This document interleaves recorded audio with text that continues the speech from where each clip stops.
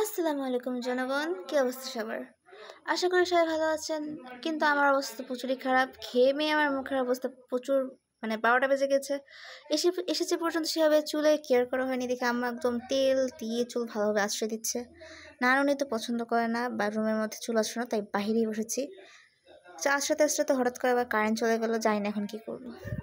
এখন বাজে হচ্ছে 4টা 40, আর এখন যাব হচ্ছে আমরা কি বলা যায় এটাকে, মসজিদে বলবো, আবার দার্শনিক কি বলে দর্শনীয় স্থানও বলবো।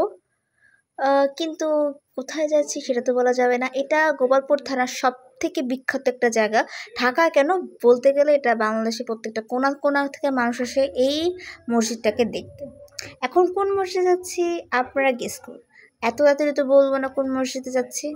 সবচেয়ে অবাক করার বিষয় কি জানেন, আমরা এই গোপালপুরের লোক হয়েও আমরা না যেতে পারিনি। এটা স্থাপন হয়েছে আর অনেক বছর আগে, আর আমরা এখন জায়গাটা ঘুরতে পারিনি এতদিন গোপালপুরে থেকেও। এখানে মেরে দেবো। হ্যাঁ তো সাবধানে।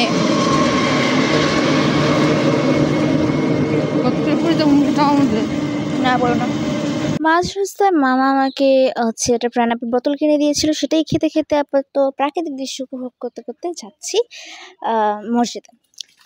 কিন্তু কোথায় যাচ্ছি, কোন মসজিদ যাচ্ছি সেটা তো আগে বলা যাবে না, দেখতে থাকুন।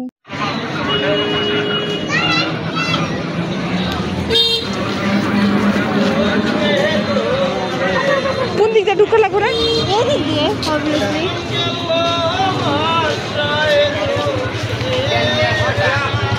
ভিতরে কেউ তো ধরতে পারবে আম্মু। এটা হচ্ছে টাঙ্গাইল জেলার গোপালপুর থানার একটা বিখ্যাত মসজিদ, পাতালিয়া মসজিদ। অনেকে পাতালিয়া বলে, অনেকে পাতাল্লা বলে, ঠিক আমি স্পেলিংটা ঠিক জানি না, কিন্তু আমি যতটুকু জানি এটা হচ্ছে পাতালিয়া মসজিদ। আর এটা হচ্ছে 201 গম্বুজ মসজিদ। এটা খুব বিখ্যাত মসজিদ, বাংলাদেশের কোণা কোণা থেকে মানুষ আসে এখানে এই মসজিদটা দেখতে। আর এখানে মহিলাদেরও নামাজের ব্যবস্থা আছে, পুরুষদেরও নামাজের ব্যবস্থা আছে। এটা অনেক সুন্দর একটা মসজিদ। এরপরে ভিতরে যাব, দেখুন। এটা একটা মজার জিনিস। কেন এখানে অনেক আছে, ইট আছে, এটা পায়ে আমি ব্যথা সেটা। ওরে রে ইট।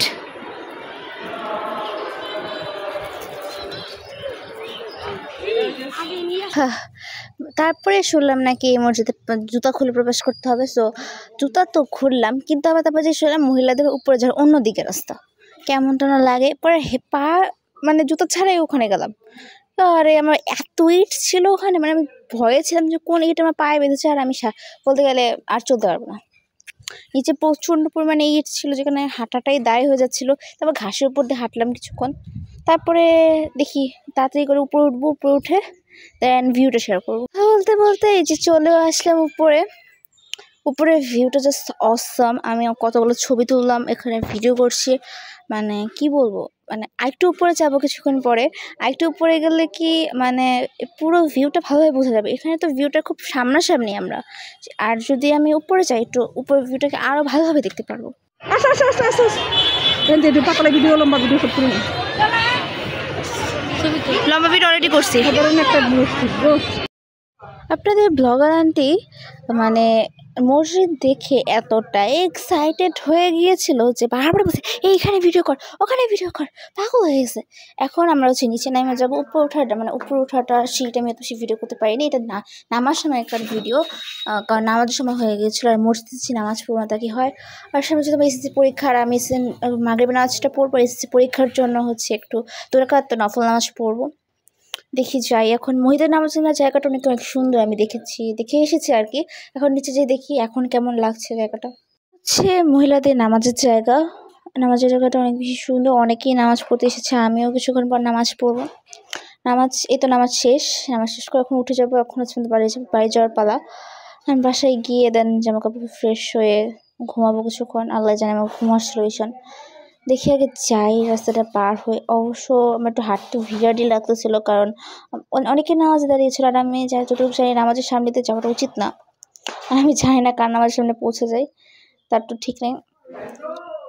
তো আমরা হচ্ছে এখন জুতোটা পরে নেব। জুতোটা পরে দেন মামা আবার ফ্যান ঠিক করে রেখেছে। আমাদের রিজার্ভ ফ্যানটা ছিল, রিজার্ভ ফ্যানটা চলে এসেছে ফোন দেওয়ার পরে। ওটাতে এখন আমরা আপাতত যাবো। আল্লাহ মাশাআল্লাহ মাশাআল্লাহ, লাইটিং হওয়ার পর যেটা মসজিদের উপর একটা আলাদাই সৌন্দর্য বহন করছে। এখন মসজিদটা অনেক সুন্দর মসজিদ। ঘোরাফেরা শেষ, এখন হচ্ছে আমরা বাসার দিকে যাব।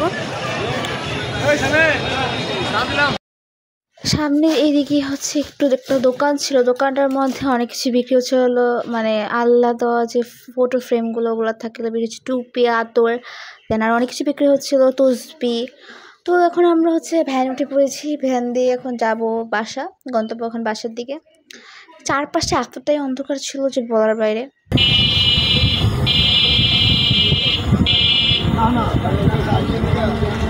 তো এক পর্যায়ে আমাদের ভ্যান থামানো লাগলো, এখান দিয়ে হেঁটে যেতে হবে কারণ এটা একটু উঁচা রাস্তা, তো এখানে এতগুলো মানুষের ভ্যান উঠা করা যাবে না।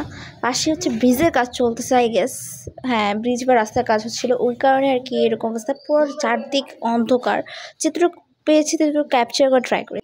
আবার ভ্যানে উঠে পড়েছি, এখন হচ্ছে আমার মনে হয় প্রায় চলে এসেছি। কি এটা ওই যদি গেল মাঝ রাস্তায় আব্বুর সাথে দেখা। আব্বু তো মনে হয় একটু টাঙ্গাইল গিয়েছিল তার ফ্রেন্ডের সাথে দেখা করতে, প্রতি বছরই যায়, তো এবারও তার ব্যতিক্রম না, এবারও গিয়েছিল।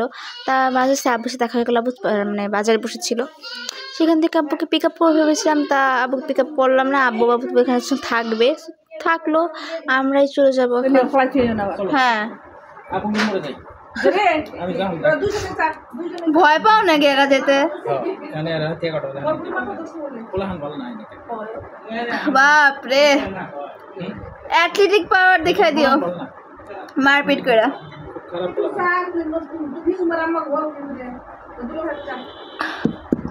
তো গাইস রাত বিরাতে চা খাচ্ছি, কয়টা বাজে এখন দেখি 10টা 11টাই বাজে, 11টাই বাজে। এখন খালাম কি বললি, আমি চা বানাই দিয়েছিলাম, চা খাচ্ছি। আরে বাবা একজন গেলেই হয়েছে, একজন গেলেই হয়েছে রে বাবা। বাইরে যেরকম চা হয় না ঠিক সেরকম চা, পুরো সেরকম। আচ্ছা করে চিপ মানে টিপ এগুলো আমাকে দিয়ে দিও প্লিজ, চাটা মজা আছে।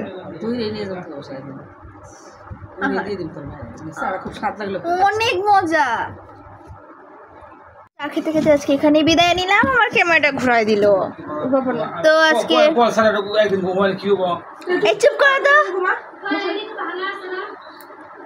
তো আজকে ভিডিওটা এই পর্যন্তই শেষ করলাম। ভালো লাগলে চ্যানেলটিকে লাইক করবেন, কি বলি ভিডিওটিকে লাইক করবেন, চ্যানেলটিকে সাবস্ক্রাইব করবেন। আসসালামু আলাইকুম, আল্লাহ হাফেজ।